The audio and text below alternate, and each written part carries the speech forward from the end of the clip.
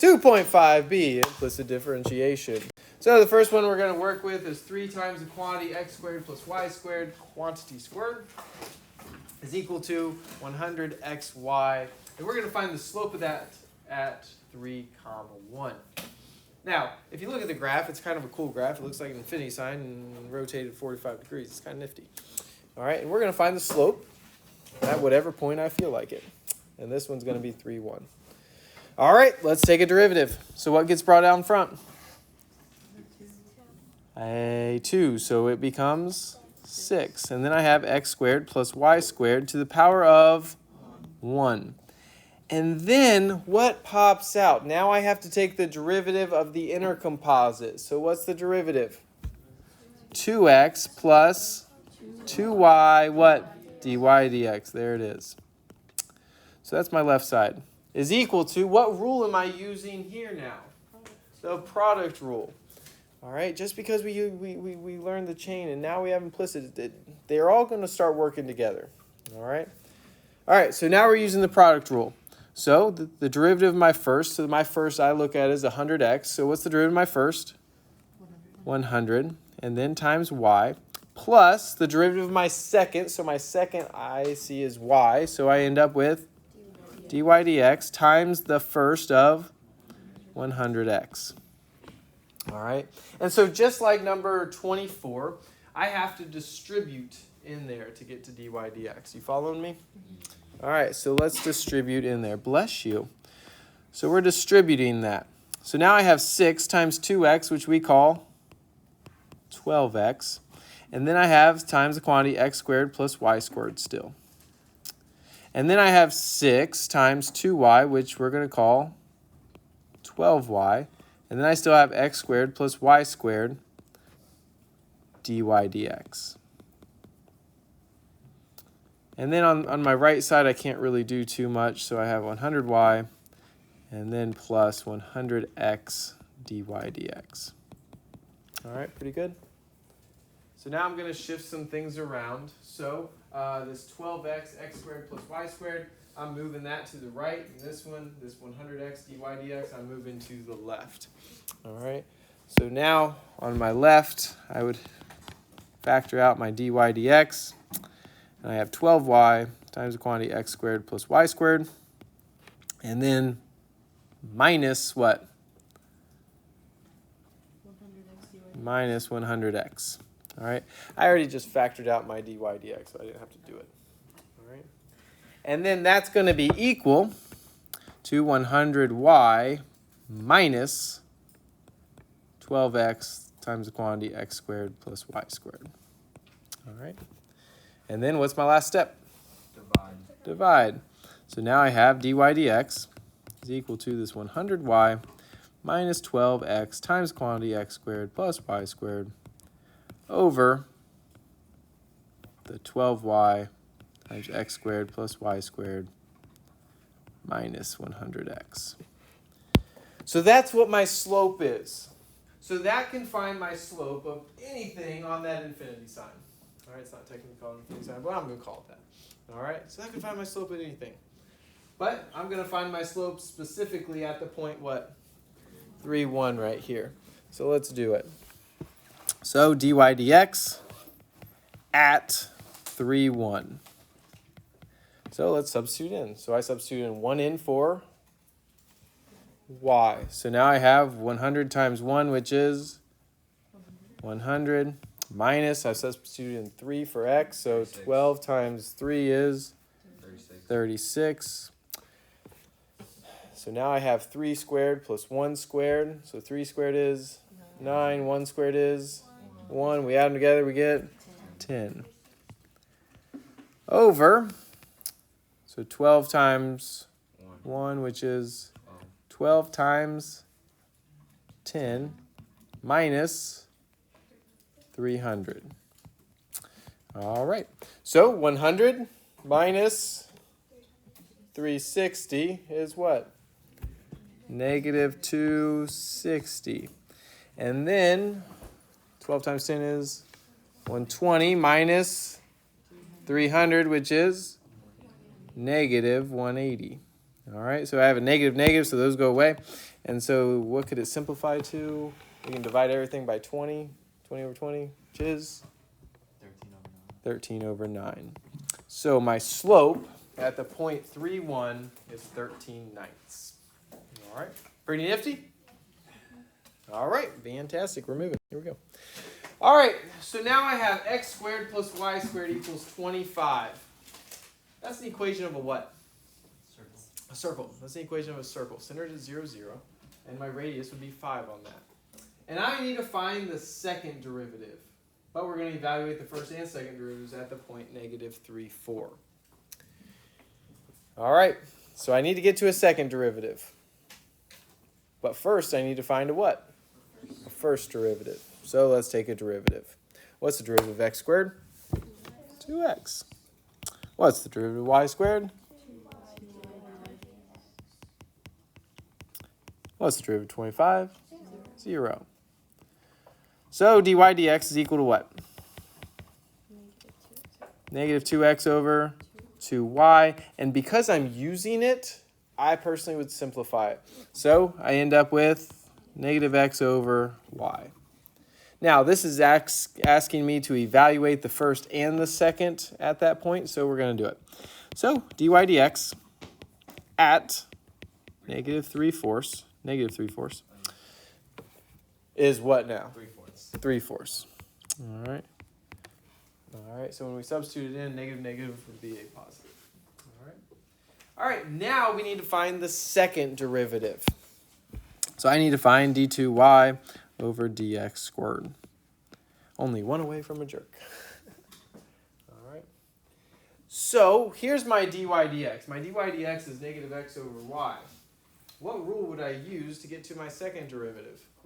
The quotient rule. Wow, this is like, we've already done the power, we've done the product, we've done the quotient, we've done the chain. Oh my gosh, this is a good review. All right, so now we're going to use the quotient rule. So the derivative at the top is what? Negative 1 times bottom of y minus the derivative of the bottom. What is the derivative of the bottom? dy dx times the top of negative x over y squared, the bottom squared. Well, this is something that's been tested in more often in recent years. Like the past 4 years, they've been hitting this decently on the AP exam. What do we do now? I've never seen this thing before. Well, I have. You have. What's wrong with this second derivative? There's a dy dx. Well, what is a dy dx? What is dy dx in this case? Negative x over y. Negative x over y. That's what it is. So I'm going to take this, and I'm going to substitute it in right there. And that's something that they've been testing in more recent years. All right? So we need to be looking out for that. So now I have negative y, and then minus x over y. Minus a negative x over y times negative x, all over y squared. Now, I'd like to simplify that up a little bit. So I have a negative, negative, negative. So that's just going to be a what? A negative. So now I have a negative y minus x squared over y squared. So right now, that's my second derivative. However, if you look for the multiple choice question, that will not be your answer. They will not have a complex fraction, or what I like to call fractions. So how do I change it? I multiply by the denominator in that complex part. So I need to multiply by y over, I just can't multiply the top by y. I can't do that. That's illegal. Y over y. I need to do both. All right, we're just changing the way it looks. All right. Guys, let's catch up. So we're going to distribute this y. So we have negative y times y, which is negative y squared. And then minus x squared over y cubed. And so that is what my second derivative is right now. All right. And now it tells me to evaluate it at negative 3, 4. So d2y over dx squared at negative 3, 4. So now we're going to substitute it in. So what is my y? My y is 4. So now I have 4 squared, which is, so now I have negative 16 minus negative 3 quantity squared is 9 over 4 cubed, which is 64. So then I end up with negative 25 over 64. All right. Pretty good? All right. Now, we don't have big terminologies for what a second derivative is yet. However, this is the change of the slope. That's what you can kind of think of it right now. All right. That is the amount of the slope changing at that point. All right. We're moving. So, after your derivers test, you're going to get a circuit. And I want to do 2 of them on your circuit with you right now. All right, so when you get to them, you should have the right answer. All right, so here we go. For this relation, find the value of what?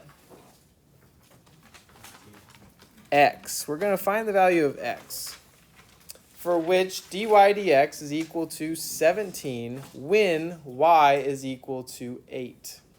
So they're giving me dy dx, they're giving me y, but I have to solve for what? X. So it's a little bit backwards from what we're used to, and that's okay. All right? And so now we're going to get working. So it gives me dy dx, so it makes me take a derivative. So let's do it. So what comes out front when I'm taking a derivative of that square root? A 1/2 comes out front. And then I have x plus y to the what? Negative 1/2. But then what pops out by the chain rule? A 1 plus dy dx. Very good. Is equal to, what's the derivative of 3x? 3. All right. Now, if I actually had to solve for dy dx, I would distribute, right? I'd distribute, start working with it. I don't have to. They give me dy dx. I personally would substitute in right now. All right. Now, what gets to stay up top in my numerator on that fraction? 1/2 and 1 plus 17. 1 plus dy dx. The 2 is going to the basement. All right. And so I'm going to start substituting in now. So what goes up in my numerator? If I substitute in 17, I'd have 1 plus 17, which is 18. So 18 is my numerator. And then I have 2, and then I have square root. I don't know my x. That's what I'm solving for. So x goes there. And then what's my y? 8 equals 3. And now we just have to do a little bit of math. All right. All right. So lots of ways to tamper here. Which way you want to go? 18 divided by 2? All right. 18 divided by 2 is 9. And so now I have that over the square root. And then we could divide by 3, multiply by x plus 8, or square root x plus 8. So we end up with getting 3 equals the square root of x plus 8. Are we there yet? What does x equal? X equals 1. All right. You see how we had to kind of go backwards on that one? All right, pretty nifty. All right, we'll do one more. I need a reader. Thank you so much, Josiah. I like your reading voice. For the circle centered at the origin with radius 4 and equation x squared plus y squared equals 16, find dx dt Woo! at the first quadrant point where x equals 2 and dy dt equals -3. All right. So they are asking me to find what? Dx dt. And this is going to lead into our lesson on Tuesday. So I'm taking a derivative with respect to who? Time. With respect to t. Do any of my variables match up now? No. How rude. All right. So let's take a derivative. What is the derivative of x squared? 2x. What? I'm taking it with respect to t. So what pops out? Dx dt. Plus, what's the derivative of y squared? 2y dy dt. Exactly. Is equal to 0. Now, I'm going to start substituting in and see when I get stuck. All right? Because we're going to get stuck, and that's okay. So I have 2 times, what's my x? 2. So I end up with 4. I'm solving for dx dt, so I don't know that one yet. And then plus 2 times, what's my y? I don't know that yet. However, I do know my dy dt. What's my dy dt? -3. So I'm going to put that there. But I don't know my y yet, so we're going to solve for it. Well, here's my equation. What just happened? Here's my equation. This x squared plus y squared equals 16. I get an x. So if I substitute an x right there, what do I get? 4 plus y squared is equal to 16. Well, y squared would equal what? 12. And then we do what? We square root it. So y is equal to plus or minus square root 12. Now, which one do we want? We want the positive square root 12. However, x can equal 2 and y could equal negative square root 12 in which quadrant? The fourth. If they said fourth quadrant, guess which one I'd go with? Negative square root 12. Did you catch that? All right. So we're in the first quadrant, so we're going with square root 12. So now I have square root 12 there. And so now we're just going to manipulate. So we're going to move this to the right side. So I end up with 6 square root 12 is equal to 4 dx dt. Well, how do I solve for dx dt? Divide by 4. So there is what dx dt is. Now, I personally would be fine with it, just like that.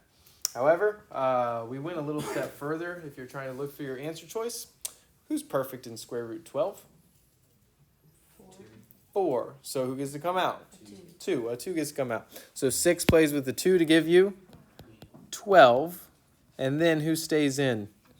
Square root 3 all over 4. Well, 12 over 4 is what? 3. So I'd have 3 square root 3. All right. And you get a circuit for the weekend.